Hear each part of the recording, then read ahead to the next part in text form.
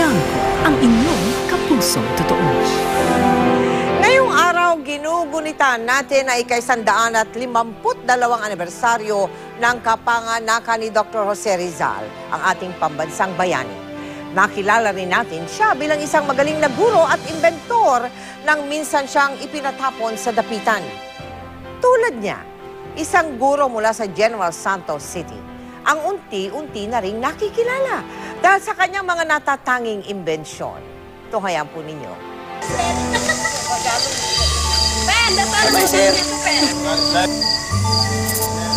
Sumapit na ang dilim sa Barangay San Jose sa General Santos City.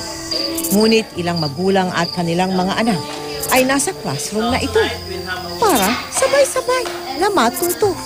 Sa gitna ng dilim, isang guro ang nagsilbi nilang tanglaw, si Teacher William. Noong nakaraang taon, naisip niyang gamitin ang enerhiya mula sa hangin para magbigay liwanag sa dalawang paaralan ng Datal Salvan at Sitio Clolac. Una-una talagang madilim. Matakot sila magpasok sa eskwelahan akong gabi kasi walang kuryente nga. Kabilang sa kanyang mga imbensyon, ang windmill na ito. Nagbibigay ilaw sa mahigit 300 kabahayan ng mga tribong Blaan at Tibuli. Sinundan namin ang tanglaw ni Teacher William sa Barangay San Jose. At sa aming pagdating, sinalubong kami ng katutubong sayaw ng mga batang Blaan at Tibuli. Ipinagdiwang ang araw ng paghahandog natin ng mga bagong gamit pang eskwela sa mga batang minsan hindi nakakapag-aral sa dilim. Dito namin nakita ang mga pagbabagong naidulot ng mga imbensyon at pangarap ni Teacher William para sa mga malalayong sityo ng barangay.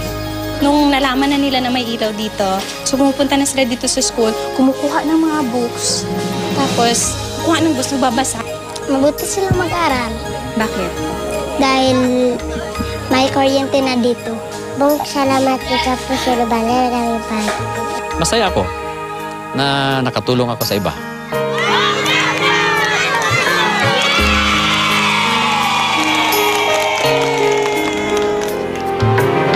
Galing mo, Teacher William.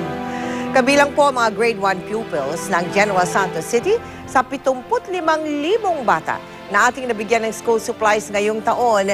Kaya kami po ay nagpapasalamat sa lahat ng ating naging katuwang para sa matagumpay na project doon. Samantala, patuloy po ang Operation Bayanihan ng ating GMA Kapuso Foundation team para sa mga nasalanta ng pagbaha sa Zambales, North Cotabato at Maguindanao. Salamat po sa ating mga partners para sa maayos sa pagdadala ng ating mga relief goods doon.